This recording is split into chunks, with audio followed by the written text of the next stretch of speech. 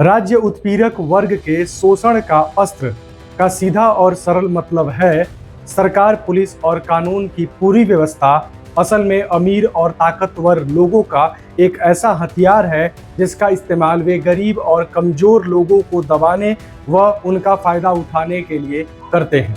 समाज में दो वर्ग होते हैं, एक अमीर पूंजीपति और दूसरा गरीब यानी मजदूर। दोनों के हित अलग होते हैं, इसलिए आपस में टकराव होना तय है। इस टकराव को रोकने और समाज को बिखरने से बचाने के लिए एक राज्य सरकार सिस्टम का जन्म होता है। इसका मतलब सिर्फ राज्य जैसे यूपी या बिहार नहीं है, बल्कि पूरी सरकारी व्यवस्था है जिसमें सरकार, अदालतें, पुलिस, फौज और सरकारी अफसर शामिल होते हैं। भारत में सरकार, अदालतें और पुलिस इसलिए है ताकि देश में कानून व्यवस्था बनी रहे और अलग अलग समूहों जैसे अमीर उद्योगपति और गरीब मजदूर या जमीन मालिक और किसान के बीच के झगड़े हिंसक ना हो और समाज चलता रहे।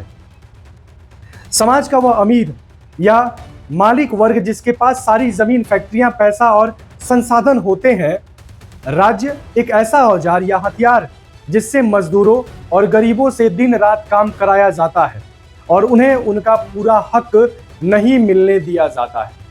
जब भी किसी फैक्ट्री के मजदूर अपनी सैलरी बढ़ाने या अच्छे काम के माहौल के लिए हड़ताल या आंदोलन करते हैं तो पुलिस वहां आकर मजदूरों को लाठी चार्ज करके हटा देती है। सरकार और पुलिस कहती है कि वे कानून व्यवस्था बना रहे हैं, लेकिन असल में वे फैक्ट्री के मालिक अमीर वर्ग के बिजनेस को नुकसान से बचा रहे होते हैं। यहाँ पुलिस और कानून अमीर वर्ग का अस्त्र बन जाते हैं। इसे आप इन उदाहरणों से समझें। मारुति सुजुकी मानेसर प्लांट जो विवाद 2011-12 में हुआ था। मारुति सुजुकी इंडिया लिमिटेड जो जापान की सुजुकी मोटर कारपोरेशन की सहायक कंपनी है। मानेसर यानी हरियाणा फैक्ट्री के मजदूर अपनी खुद की स्वतंत्र यूनियन बनाने, सैलरी बढ़ाने और काम के दबाव को कम करने की मांग कर रहे थे। मैनेजमेंट इसके खिलाफ था। मजदूरों ने विरोध में हड़ताल और धरना शुरू कर दिया, लेकिन उनका फायदा क्या हुआ? यहाँ राज्य और पुलिस का रोल क्या था, जरा आप इन्हें भी देखें। हरियाणा सरकार और स्थानीय पुलिस प्रशासन ने शुरू से ही मारुति कंपनी के मैनेजमेंट का पक्ष लिया। जब मजदूरों ने फैक्ट्री के अंदर धरना किया तो भारी पुलिस बल तैनात करके उन्हें जबरन हटाने की कोशिश की गई। बाद में 2012 में प्लांट के अंदर एक हिंसक झड़प हुई जिसमें एक एचआर मैनेजर की दुखद मौत हो गई।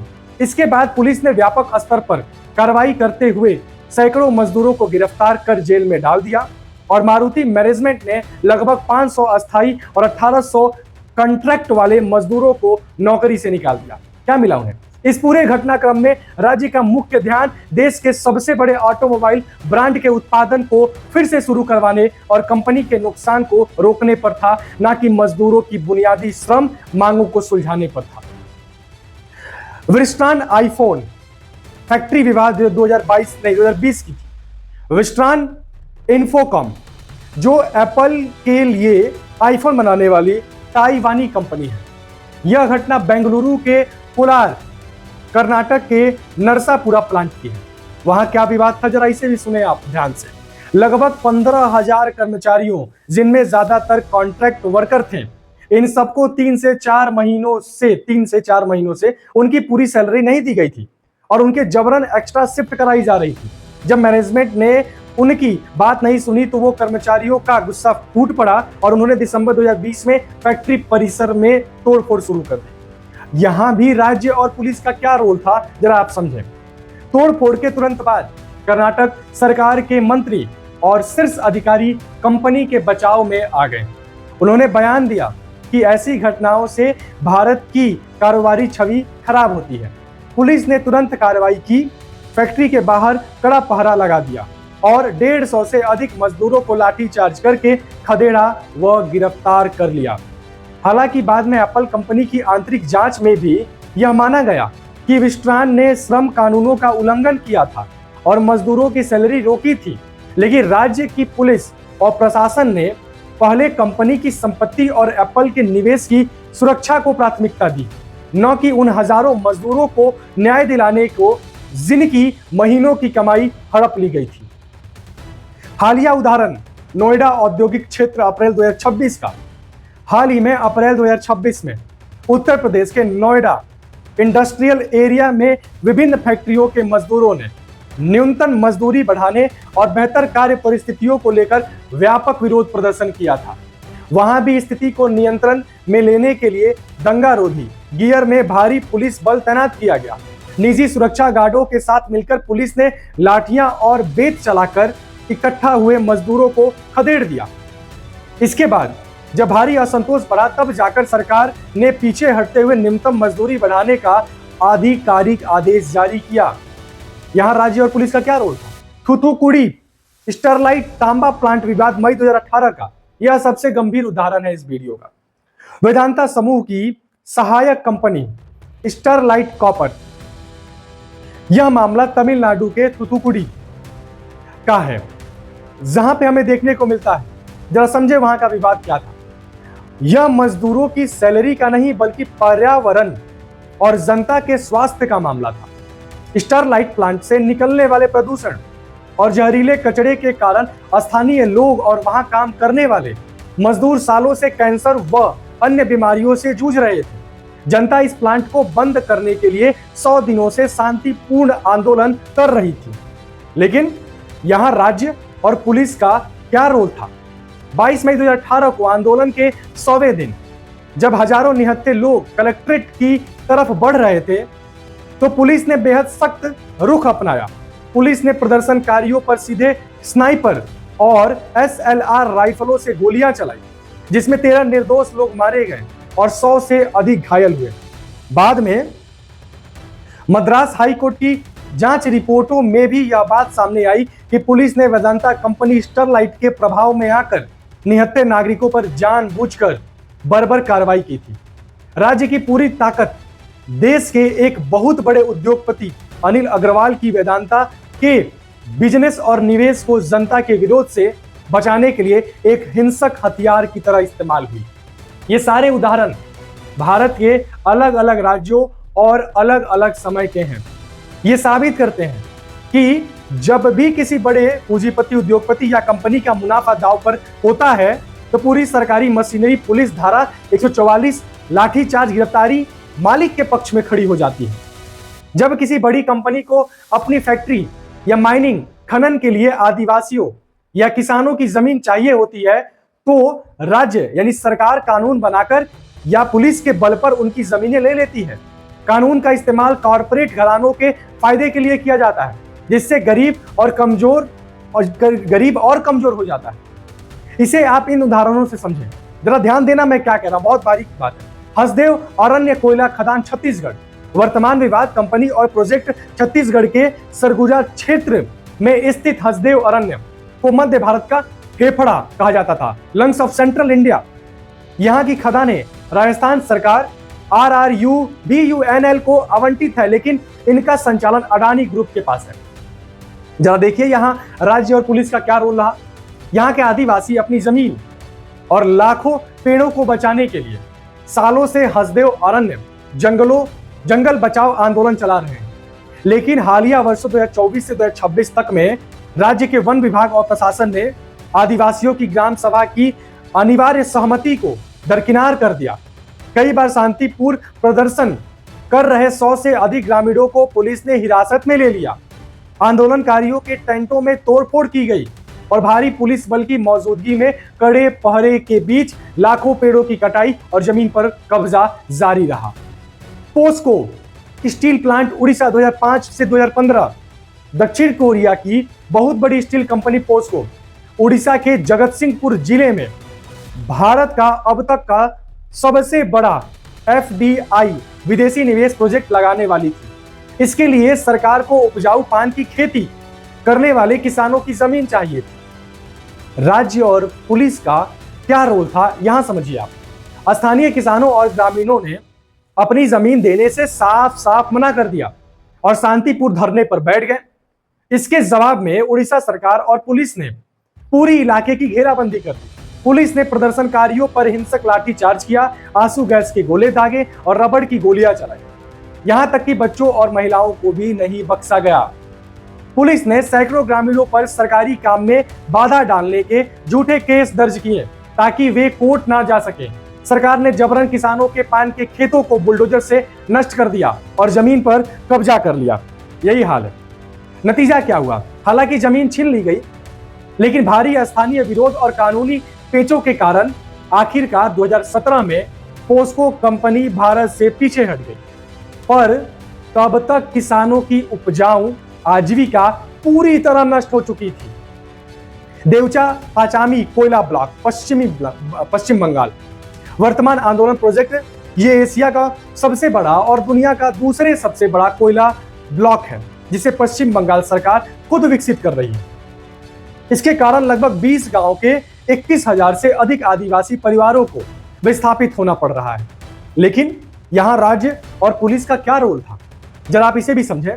पिछले कुछ वर्षों 2025-2026 से यहाँ के आदिवासी हम अपनी जमीन और जंगल नहीं छोड़ेंगे के नारों के साथ लगातार भूख हड़ताल और प्रदर्शन कर रहे हैं। लेकिन राज्य प्रशासन ने भूमि अधिग्रहण की प्रक्रिया को जबरन आगे बढ़ाया है।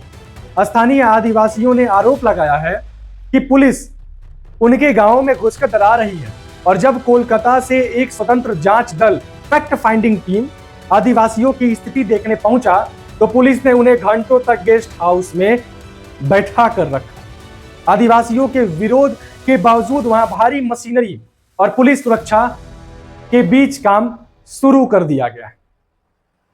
नर्मदा बचाओ आंदोलन, सरकार सरोवर बांध, मध्य प्रदेश, गुजरात, महाराष्ट्र। सरकार द्वारा नर्मदा नदी पर बनाया गया सरदार सरोवर बांध यह किसी निजी कंपनी का नहीं है, बल्कि राज्य सरकार का अपना बड़ा इंफ्रास्ट्रक्चर प्रोजेक्ट था, जिसका फायदा बड़े उद्योगों और शहरों को मिलना था, बड़े लोगों को मिलना था। राज्य और पुलिस का यहाँ क्या रोल था?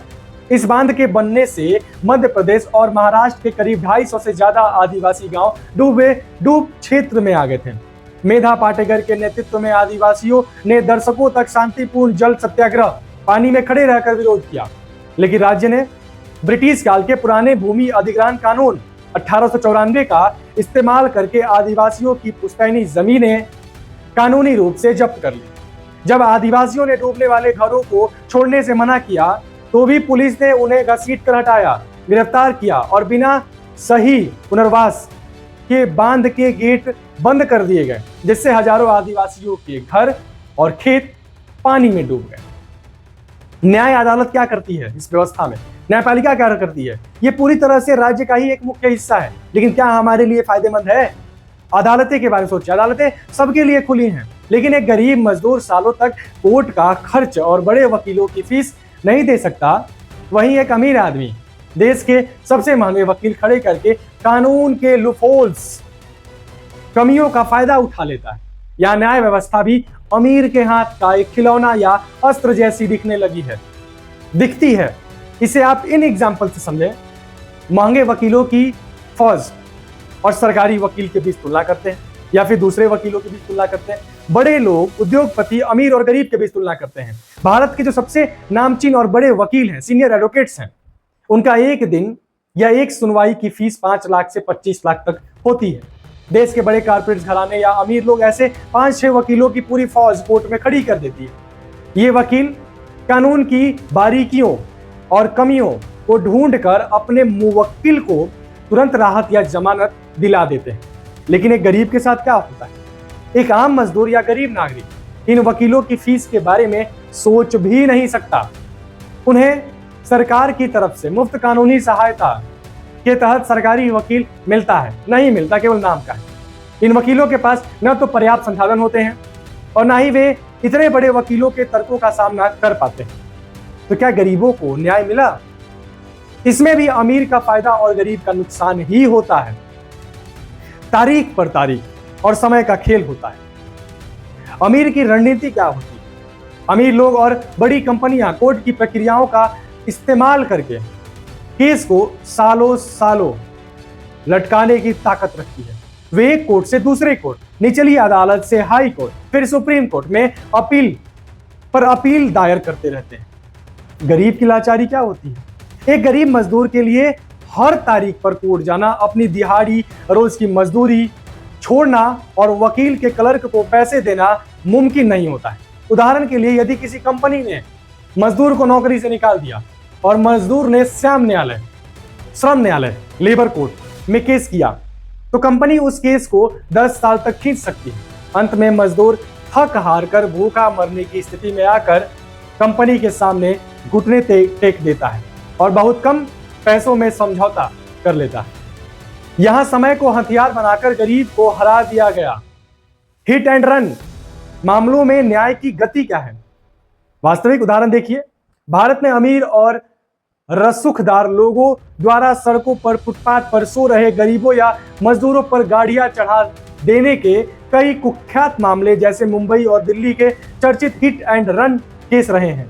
ऐसे मामलों में अमीर आरोपी तुरंत अपनी कार को छोड़कर भाग जाते हैं, महंगे वकीलों के दम पर तुरंत अग्रिम जमानत पा लेते हैं और सालों तक गवाहों को पैसे के दम पर डरा कर या खरीद कर मुकरवा देते हैं। दूसरी तरफ मारे गए गरीब मजदूरों के परिवार न्याय के लिए भटकते रहते हैं और अंत में केस कमजोर होकर बंद हो जाता है। कानून सबके लिए एक था, लेकिन अमीर की दौलत ने गवाहों और सबूतों को ही बदल दिया। राज्य को निष्पक्ष दिखना चाहिए, लेकिन असल में यह हमेशा सबसे ताकतवर और आर्थिक रूप से मजबूत अमीर वर्ग का होता है। कानून और नीतियां इस तरह बनाई जाती हैं जिससे अमीरों का फायदा हो और गरीब उजरती श्रम यानी दिहाड़ी मजदूरी करने वालों का शोषण जारी रहे, उसमें कोई बदलाव ना आए।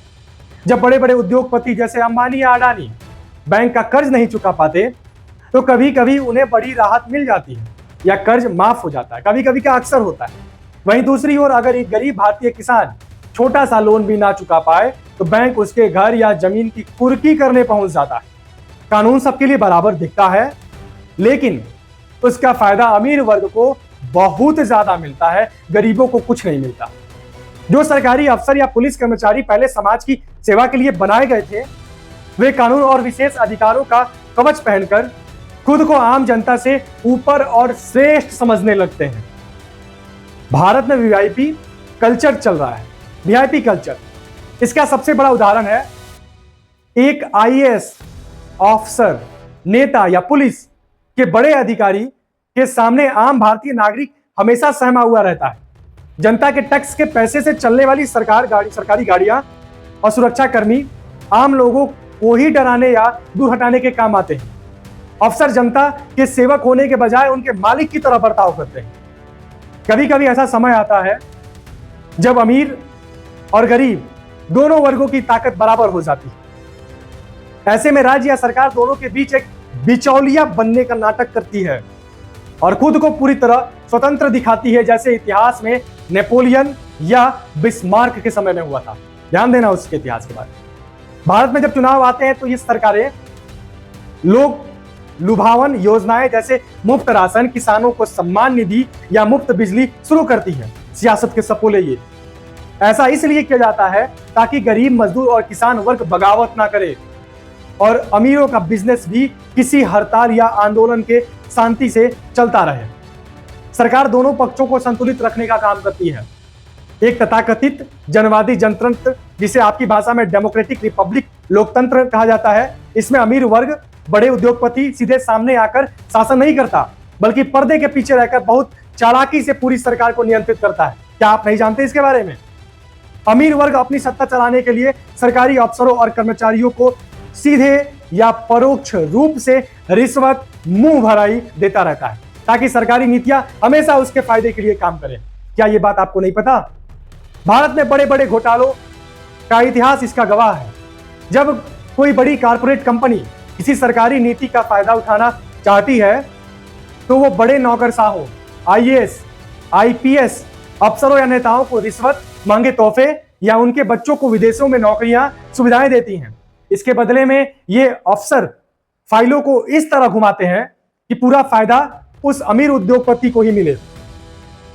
जैसे जैसे समाज आगे बढ़ता है, बैंकों और बड़ी कंपनियों का प्रभाव इतना बढ़ जाता है कि सरकार और शेयर बाजार, स्टॉक एक्सचेंज आपस में जुड़ जाते हैं। सरकार ऐसी नीतियां बनाती है जिससे शेयर बाजार में बैठी कंपनियों का मुनाफा बढ़े।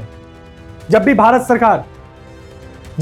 सरकार बजट पेश करती है या कोई बड़ी आर्थिक नीतियां जैसे कारपोरेट टैक्स कम करना लाती है तो हम खबरों में देखते हैं कि बॉम्बे स्टॉक एक्सचेंज BSE का सेंसेक्स इतने हजार पॉइंट उछल गया। सरकार की नीतियां सीधे तौर पर शेयर बाजार के बड़े खिलाड़ियों जैसे अंबानी, अडानी, टाटा की संपत्ति बढ़ाने में मदद करती है। सरकार और ये बड़े उद्योगपति पूंजीपतियों का यह गठबंधन इतना मजबूत होता है कि सरकार कोई भी ऐसा कदम नहीं उठाती जिससे शेयर बाजार क्रैश हो जाए और अमीरों का ज्यादा नुकसान हो। अभी ट्रंप ने किया था, जब बड़े सरकारी अफसर जैसे RBI के गवर्नर, सेबी के प्रमुख या वित्त मंत्रालय के बड़े IAS अधिकारी रिटायर होते हैं तो रिटायरमेंट के तुरंत बाद वे देश की बड़ी प्राइवेट कंपनियों जैसे रिलायंस, वेदांता, HDFC बैंक के बोर्ड ऑफ डायरेक्टर्स में शामिल हो जाते हैं। क्यों शामिल होते हैं, कभी तुमने सवाल किया? और उन्हें करोड़ों रुपए की सैलरी मिलती है। यह असल में उनकी सरकारी नौकरी के दौरान कंपनियों की मदद करने का अप्रत्यक्ष इनडायरेक्ट इनाम या रिश्वत होती है। धन की ताकत किसी राजा या तानाशाह के शासन में उतनी सुरक्षित नहीं होती जितनी कि आपकी इस लोकतंत्र जनवादी जनतंत्र में होती है। लोकतंत्र उद्योगपति पूंजीवाद के लिए एक ऐसा सर्वश्रेष्ठ खेल या मजबूत कवच है जिसके अंदर अमीर वर्ग अपनी सत्ता इतनी मजबूती से जमा लेता है कि चुनाव में चाहे कोई भी पार्टी जीते या हारे, कोई भी नेता आए या जाए, अमीरों की ताकत को कोई हिला नहीं सकता। भारत में कांग्रेस की सरकार हो, बीजेपी की सरकार हो या किसी क्षेत्रीय दल की, चुनाव के बाद जो भी सत्ता में आता है, देश की आर्थिक नीतियां जैसे निजीकरण, कॉर्पोरेट्स को टैक्स छूट, बड़े प्रोजेक्ट लगभग एक जैसी ही रहती हैं। पार्टियां बदलती हैं, चेहरा बदलते हैं, लेकिन टाटा, अंबानी या अडानी जैसे बड़े उद्योगपतियों का व्यापार और मुनाफा हर सरकार में बढ़ता रहता है। लोकतंत्र का खोल ये जो सिस्टम अमीरों को सुरक्षित रखता है, क्योंकि सरकारें उनकी चंदे इलेक्टोरल फंड से चलती हैं। ये सब वही देते हैं। वोट देने का अधिकार कहते हो, वोट देने का अधिकार, सार्वत्रिक मताधिकार असल में अमीरों का ही एक हथियार है। आम जनता को यह गलतफहमी, भ्रम हो जाती है कि उनके पास वोट देने की ताकत है और वे अपनी मर्जी से सरकार चुन रहे हैं। लेकिन असलियत क्या है? असलियत में आधुनिक राज्य में वोटिंग कभी भी गरीब मजदूरों के बहुमत की असली इच्छा को पूरा नहीं कर सकती। वोट देने के बाद जो सरकार बनती है, आपको क्या करती है? भारत में हर नागरिक को वोट देने का अधिकार है। चुनाव के समय गरीब से गरीब, मजदूर और किसान भी लाइन में खड़ा होकर वोट देता है। लेकिन चुनाव लड़ने के लिए करोड़ों रुपयों के फंड की जरूरत जो होती है, वो सिर्फ अमीर उद्योगपति राजनीतिक पार्टियों को दे सकते हैं। तो आपका वो पूछेंगे? आम जनता को लगता है कि उन्होंने वोट देकर अपनी सरकार चुनी है, लेकिन पार्टियां पहले से ही अमीर वर्ग के पैसों से विज्ञापन, रैलियां और प्रचार करके जनता के दिमाग को नियंत्रित कर चुकी होती है। वोट देने के बाद भी एक आम भारतीय नागरिक को बुनियादी सुविधाएं जैसे अच्छी शिक्षा, मुफ्त इलाज या पक्की नौकरी के लिए तरसना पड़ता है, जबकि अमीरों के हित तुरंत पूरे हो जाते हैं। कभी सोचे हो? वोटिंग का अधिकार कहते हैं। वोटिंग का अधिकार सिर्फ यह नापने का एक पैमाना है कि मजदूर वर्ग, मेहनतकश कितना समझदार और जागरूक हो चुका है। इससे ज्यादा वोटिंग कुछ नहीं होने वाला। वोटिंग से जो नेता या पार्टियां यह दावा करती है कि वोट की चोट से गरीब अपनी तकदीर बदल देगा, वे जनता को धोखा दे रहे हैं।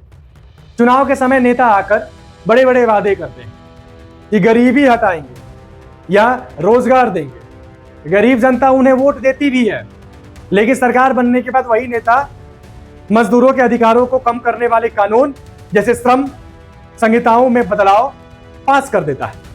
मैं यही समझाना चाहता हूं कि इस सिस्टम के अंदर रहते हुए सिर्फ बटन दबाकर गरीब कभी अपनी किस्मत नहीं बदल सकता, क्योंकि पूरा ढांचा ही अमीरों के फायदे के लिए डिजाइन किया गया है। अगर एक लाइन में कहूं तो लोकतंत्र एक ऐसा खेल है जिसके नियम अमीरों ने तय किए हैं। इस खेल में सिक्का चाहे चित गिरे या पट, यानी पार्टी ए जीते या पार्टी बी, जीत हमेशा अमीर वर्ग का ही होता है। मानव इतिहास में एक ऐसा लंबा समय था जब कोई राज्य, राजा, सरकार या पुलिस नहीं थी। लोग बिना किसी सरकारी मशीनरी के आपस में मिलजुल कर अपना काम चला लेते थे। भारत के प्राचीन ट्राइबल यानी कबीलाई समाजों को देखिए जरा। आज भी देश के कुछ सुदूर आदिवासी इलाकों में या इतिहास के शुरुआती कबीलों में लोग पंच प्रधान या आपसी भाईचारे से रहते थे। वहां ना तो कोई लिखित कानून था, ना कोई जेल थी, ना कोई पुलिस की लाठी थी, ना न्याय का कोई ये था। समाज अपने नियम खुद तय करता था और सब मिलकर शिकार या खेती करते थे, सब में बांटते थे। जब आर्थिक विकास हुआ तो समाज में निजी संपत्ति आई, प्राइवेट प्रॉपर्टीज आए। इसके कारण समाज दो वर्गों में बढ़ गया, एक अमीर यानी मालिक, दूसरा गरीब यानी मजदूर गुलाम।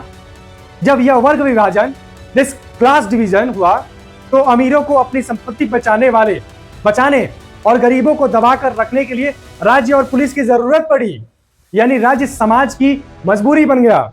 बड़े वर्ग, जब तक भारत में जमीन सबकी साझी थी तब तक कोई झगड़ा नहीं था, लेकिन जैसे ही जमींदारी प्रथा आई, कुछ लोगों ने हजारों एकड़ जमीन पर कब्जा कर लिया और बाकी लोग भूमिहीन मजदूर बन गए। अब जमींदारों को अपनी फसल और जमीन की रक्षा के लिए लठैतों की जरूरत पड़ी, जिसने आगे चलकर सरकारी पुलिस और प्रशासन का रूप ले लिया। कब समझोगे ये बात? यदि समाज ऐसा बन जाए जहां शिक्षा, स्वास्थ्य, भोजन और घर सब कुछ मुफ्त और सबके लिए बराबर उपलब्ध हो, कामकाज भी, कोई मालिक या नौकर ना हो, तो कोई चोरी क्यों करेगा? जब अपराध और शोषण का आर्थिक कारण पैसा, संपत्ति ही है जो खत्म हो जाएगा, तो पुलिस, थानों और अदालतों पर ताले लग जाएंगे। सरकारी अफसरों की लाल बत्ती वाली गाड़ियों की जरूरत ही खत्म हो जाएगी। जैसे जैसे समाज आगे बढ़ेगा, ये मजदूर वर्ग क्रांति करेगा। समाज से अमीर गरीब का यह भेद वर्ग हमेशा के लिए खत्म कर देगा। जब समाज में कोई अमीर या गरीब ही नहीं बचेगा, तो किसी को दबाने के लिए पुलिस, फौज या अदालतों की कोई जरूरत नहीं रह जाएगी। तब राज्य खुद ब खुद लुप्त हो जाएगा और यह केवल और केवल क्रांति यानी रिवॉल्यूशन से ही मुमकिन है। जय हिंद। क्रांति की यह मशाल सदैव जलती रहे। इनकलाब जिंदाबाद।